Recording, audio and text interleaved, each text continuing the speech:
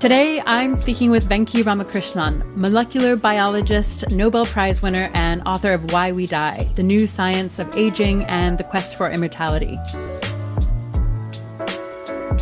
Is death an inevitable consequence of evolution? Are there clear reasons why you wouldn't get an animal evolving not to die, including more complex ones like humans? I think the main reason would be that there's no selective pressure on evolution to extend our longevity.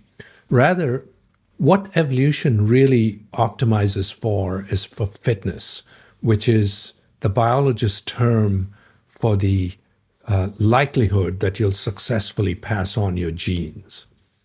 And so evolution is selecting for reproductive ability. Now, in the course of an organism, there's always a trade-off. How much do you invest in growth and reproduction versus maintenance and repair, which will make you live longer? And the equation is different for different species.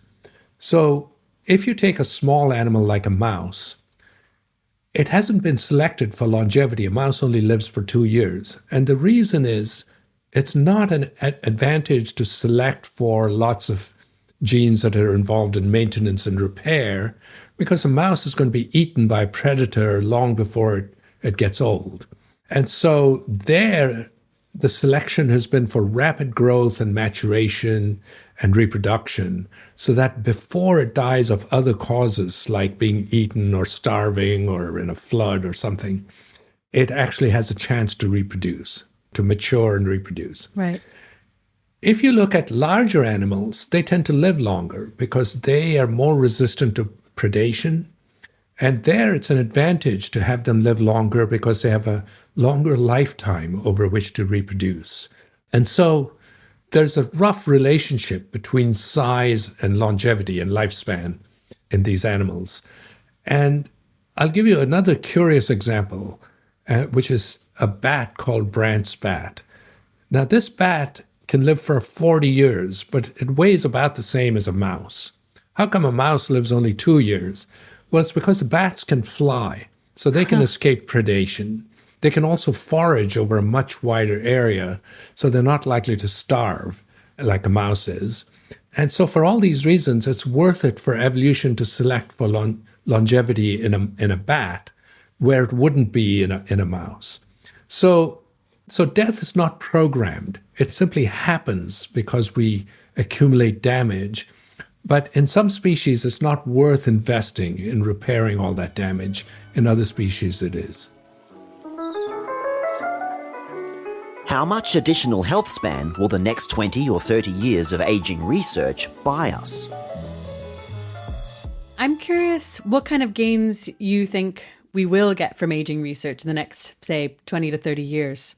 If I had to venture a guess, I would say that some of these nutrient sensing pathways, possibly removing senescent cells, these are all things that might help us with some of the symptoms as we age.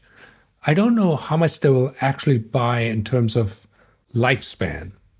It may be that they simply keep us healthier for a bit longer or even significantly longer, but that we all end up dying at about that same age. Right. It could be that it pushes everything back a little bit. So we start living longer, but at the end, we have the same decline that we have now with all of the morbidities and problems of old age, but that we've postponed it by these treatments. So I wouldn't be surprised if more people started living into their 90s rather than, say, 70s or 80s today, high 70s or low 80s today. Maybe more people start living into their 90s. That I think I wouldn't be too surprised about. Yeah. Okay. And do you put much weight on ever increasing lifespan super significantly? So doubling it, for example? I think that would require really major breakthroughs in aging. And as one of, a number of gerontologists pushed back against all the hype in aging.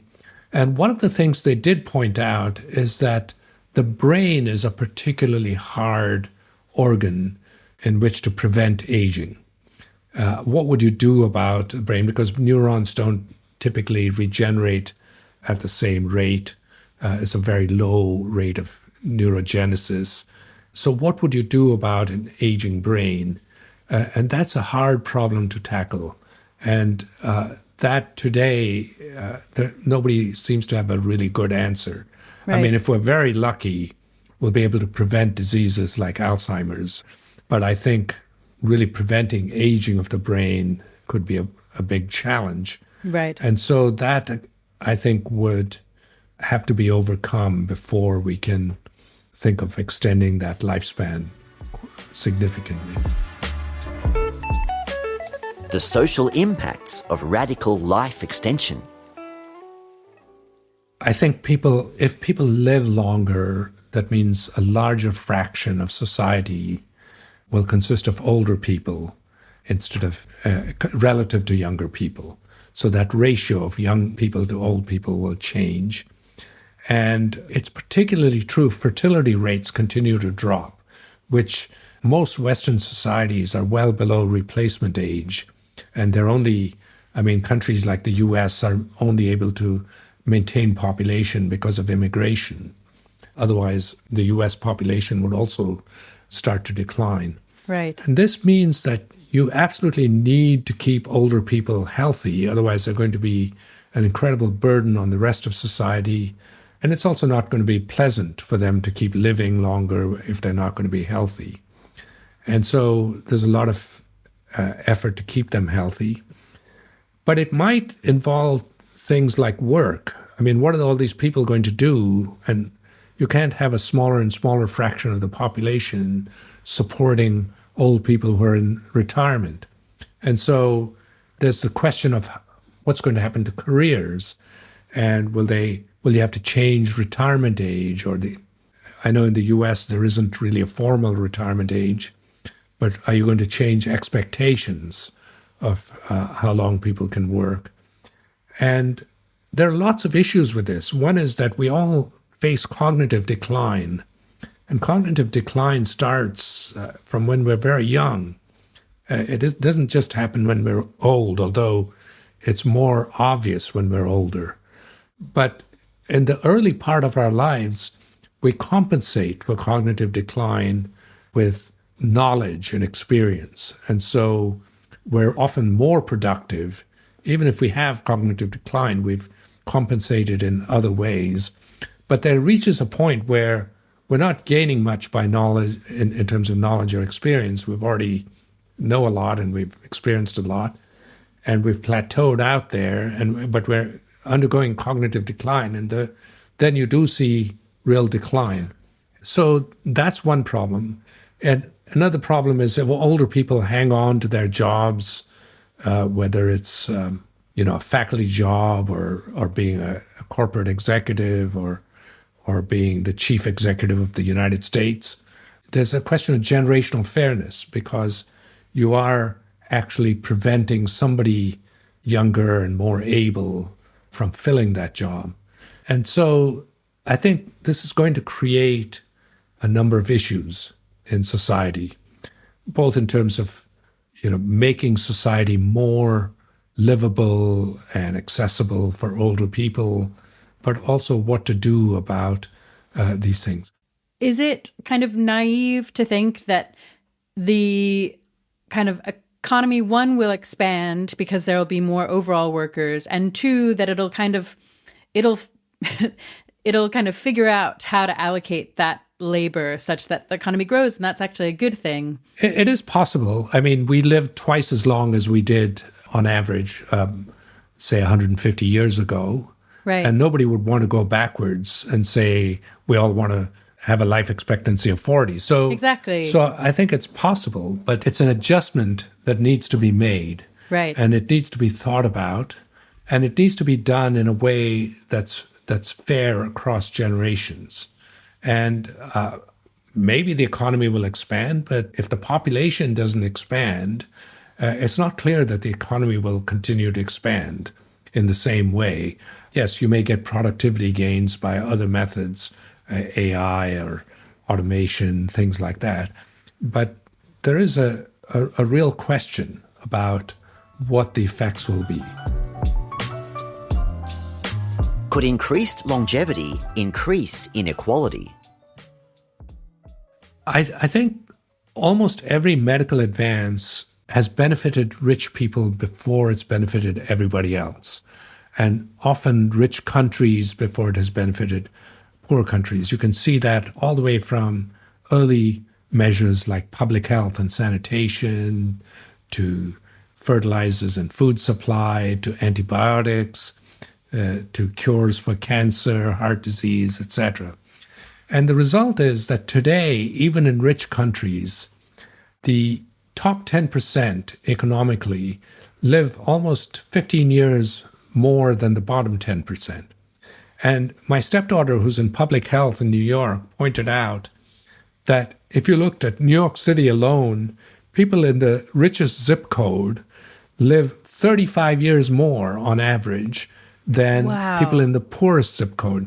Now, of course, this is not just due to aging, because a lot of it is due to infant mortality, poor health care throughout their lives, crime, poor nutrition. So there are many factors that affect this, but longevity and aging, I'm sure, is one of them. And many of the things that we can do to stay healthy in old age are not as easily available to poor people. And so there is this disparity. Now, imagine if you have treatments that are very sophisticated and only wealthy people can afford them, or people with good insurance, then you will dramatically increase this disparity in life expectancy or lifespan. And it'll have knock-on effects, because the rich people will live longer, and the wealth you accumulate roughly depends on how long you live. They'll keep accumulating wealth throughout their lives, and they will pass on greater wealth to their offspring. And then those people will also live longer. So you can just see how you can get a divergence between rich and poor, and you might get two classes of citizens. Rich people who live very long and have healthy lives, and poor people who have short and relatively unhealthy lives. I should point out that even today, not only do the rich live longer, they live a larger fraction of their lives healthy. Their healthy years are even more than the poor. So the poor not only live shorter lives, but they live unhealthier lives as well. And so you can see how all of these things are going to potentially create big differences, unless, again, that we do things to combat that. But, for example, by having universally accessible healthcare and good environments, education, preventive health, public health, primary care. If we were able to distribute these evenly across the population, then that would be a big help. Yeah. So given those risks, do you have an all things considered view on whether extending human lifespan and health span is worth doing? I think it's not a question of what I think. If scientists find out ways to extend lifespan in a healthy way, I mean, nobody wants to extend lifespan and just be miserable for 30 years. But if they can extend the number of healthy years that we live, it'll be impossible to stop. Because once the technology is there, who's going to say, I'm not going to use it? Right? If somebody came to you with a pill and said, look, if you take this pill, you're going to have 10 extra healthy years of life, most people would take it. So I think it's not really something you can, once knowledge is out there, you can't unknow things, and you can't deliberately say, I'm not going to use it because other people will use it, even if you don't. Does injecting an old body with young blood slow aging? Well, there's no question that when they connected an older animal, like an older rat, to a young rat, the blood of the young animal benefited the older animal. But it's also true that the blood of the older animal had a detrimental effect on the young animal. And there was at least one study which said that the problem of the old blood, the detrimental effect of the old blood, was actually greater than the beneficial effect of the young blood. Wow. Okay, which means that as we're aging, we are accumulating factors that are not good for us. That are, maybe were useful early in life. This goes back to evolutionary theories.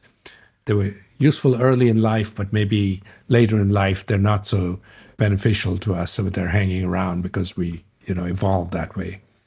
So that has led to the idea that you could look for factors in blood that have beneficial effects. In that case, you could find out how they worked and maybe try to mimic the same effect. Or you could also find out what the bad actors were, the things that caused problems in old blood, and figure out ways to eliminate them. So both are possible, and there's a lot of work being done in the area. And as with all these aging findings, it's not prevented people from jumping the gun. There are companies that sprung up that took blood from young donors and sold them to, rich old men who wanted to live longer. And so you get this sort of bizarre things happening. And, it just tells me that there are people there. Of course, none of us wants to get old and die, but there are people there who are very rich, and they'll do anything they can to want to stay young if possible, and preferably not age and certainly not die. And they're not necessarily ready to wait for the evidence because they feel that by the time the evidence comes along, they might be too old and they might die, might already be dead. So I can understand their psychology, but it's not a very healthy situation for the field.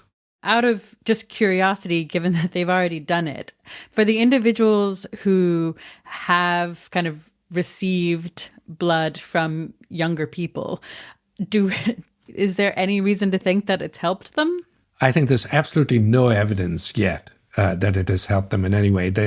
The best case is Brian Johnson, a billionaire, a tech billionaire who spends, I believe, $2 million a year on various anti-aging measures, including trying all these things and also measuring lots of data on himself. He's a data freak, okay?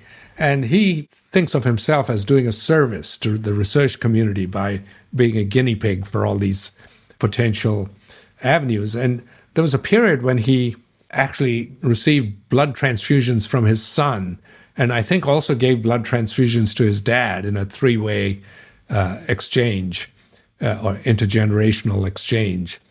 But what I read was that he didn't notice any improvements in the markers that he was measuring and eventually dropped the transfusions. Although I believe he said that in principle, the principle is still true, which I agree with. The principle is true in the sense that there are these experiments. Right. But you have to wonder how efficacious they are. Maybe young blood doesn't really help you much. Maybe it's the old blood. Maybe it's removal of the old blood that actually helped. So I think people need much more research to clarify what is going on. Freezing cells, organs, and bodies. People have worked out procedures to freeze cells. So, for example, biologists routinely freeze all kinds of cells, including human cells, and then know how to thaw them, and they're still alive and can function. And you can even do that with certain tissues. You can do that with embryos. So people freeze embryos. Women will often freeze their eggs. Right, of course. They'll freeze their eggs if they're going through chemotherapy so that they can still, after they've finished having chemotherapy, they could still have children. So there are all sorts of legitimate uses of cryogenics. Now, people are trying to figure out how to freeze larger and larger entities, biological entities like tissues or organs. It'd be great if you could freeze organs and store them for future use. But the reality is people haven't frozen even a small animal like a mouse and resuscitated it into a live mouse. And I think that's a real problem. So how do you do that to an entire human being? And it hasn't stopped companies from offering services where they'll take your body and freeze it, or in some cases, they'll freeze only your head. Right. Because there's this extreme idea that, well, our consciousness is all in our brain. We don't really care about the body. We just want to be existing as a conscious person. Well, how would they even live without a body, even if you somehow thawed that brain? And then people say, oh, well, I'll dump that brain into a computer and then I'll exist as a computer entity. Well, what if you dumped it into two computers? Then are there two of you? Which one is the real you? It creates all sorts of silly logical contradictions. The reality is our existence and consciousness is very intimately tied to the rest of the body as well as the brain. The brain interacts with our body. It has interacts through hormones and various other signals. It doesn't exist in isolation. But now these companies don't actually promise that you're going to be able to successfully resuscitate the body. They simply say, we will freeze your body using this protocol, and it'll cost you X amount of dollars, and in return, we'll keep it frozen for X number of years or something. Right. And we'll cross our fingers that someday we'll find a way to resuscitate it. And so these people who are into this are betting that eventually some technology will come along to thaw this and somehow fix it all. Do you have a sense of what's being done to close that gap? I don't think it's possible. There are people who, in the case of a mouse, one thing they have done is they've been able to freeze the connections. They've been able to preserve the connections between the neurons in a mouse. But the way they do that is by injecting antifreeze in the mouse while its heart is beating and it's still alive. And this antifreeze then goes into the brain and kills it. So effectively, the procedure kills the mouse, then They can freeze it. But even that simply preserves the connection. It's not preserving the state of the neurons. So there's no guarantee. The idea that you could thaw this brain and it would work like a mouse brain, there's absolutely no evidence for that. All you can say is if you want to look at the connections in the brain, you could do that with this procedure. It doesn't mean that the state of the brain, which, in some ways reflects its state at the moment of death, would exist. And the other thing is people would do this when they're old. You'd be pickling your old brain. This is not some youthful brain like when you're 20 or 25.